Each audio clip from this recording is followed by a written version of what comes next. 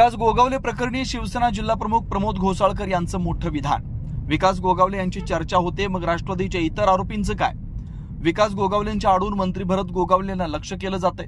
विकास गोगावले आणि शिवसैनिकांनी वाद केला नाही। महानगरपालिका निवडणुकीदरम्यान राष्ट्रवादी आणि शिवसेनेत वाद झाला। यावेळी मंत्री भरत गोगावले यांचे पुत्र विकास गोगावले यांच्या विरोधात गुन्हा दाखल करण्यात आला। या प्रकरणी शिवसेना जिल्हाप्रमुख प्रमोद घोसाळकर यांनी पत्रकारांशी बोलताना विकास गोगावले आणि शिवसैनिकांची बाजू मांडली। विकास गोगावले यांची चर्चा होते, मग राष्ट्रवादीचे स्थानिक नेते माजी आमदार माणिक जगताप यांचे बंधू हनुमंत जगताप, राष्ट्रवादीचे प्रवक्ते धनंजय देशमुख, राष्ट्रवादीचे तालुकाध्यक्ष निलेश महाडिक, कर्जत प्रकरणातील आरोपी राष्ट्रवादीचे जिल्हाध्यक्ष सुधाकर घारे हे देखील फरार आहेत, पण त्यांच्याबाबत चर्चा होत नसल्याचा मुद्दा घोसाळकर यांनी उपस्थित केला। भरत गोगावले यांचं रायगडमधील वाढणारं प्रस्थ खुपत असल्यानं राष्ट्रवादी विकास गोगावलेंच्या आडून मंत्री भरत गोगावलेंना बदनाम करत असल्याचा आरोप घोसाळकर यांनी केला। अत्यंत चुकीची चर्चा चालू आहे। विकास गोगावलेंचं वाढणारं प्रस्थ आणि आदरणीय नामदार भरत गोगावलेंना उगाच बदनाम करण्याचं हे षडयंत्र चालू आहे। आणि तेच पाहिलं तर त्या ठिकाणी राष्ट्रवादीचे पण अनेक आरोपी त्या ठिकाणी फरार आहेत।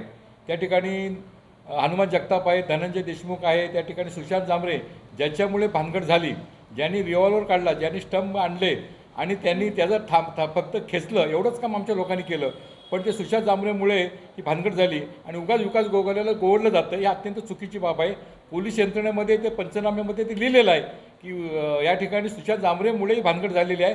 सुशांत जांभरेने रिव्हॉल्वर काढला आणि तो आमच्या लोकांनी खेचला, तो ती क्रिया प्रक्रिया होते चालू असते।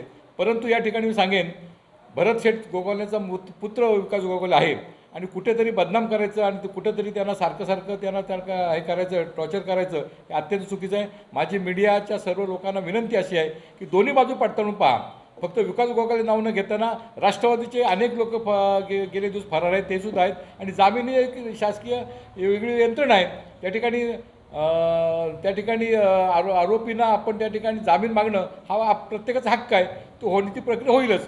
परंतु या ठिकाणी मी सांगेन, खोपोलीचे त्या ठिकाणी भानगड झाली, त्या ठिकाणी आज सुधाकर घारेसुद्धा फरार आहेत आणि ते दाखवतात मी मुंबईला होतो, इकडे होतो, तिकडे होतो। अशा प्रकारचं या ठिकाणी राष्ट्रवादी काँग्रेस पक्ष शिवसेनेला बदनाम करण्याचा प्रयत्न जास्तीत जास्त करत आहेत आणि केवळ भरत गोगावलेंचं रायगड जिल्ह्यामध्ये वाढणारं प्रस्थ हे त्यांना कुठेतरी खूपच असल्यामुळे ही अत्यंत चुकीची प्रक्रिया आहे। माझी मीडियाला आणि प्रिंट मीडियाला सर्वांना विनंती अशी आहे की दोन्ही बाजू पडताळून सत्य काय ते बाहेर येऊ द्या।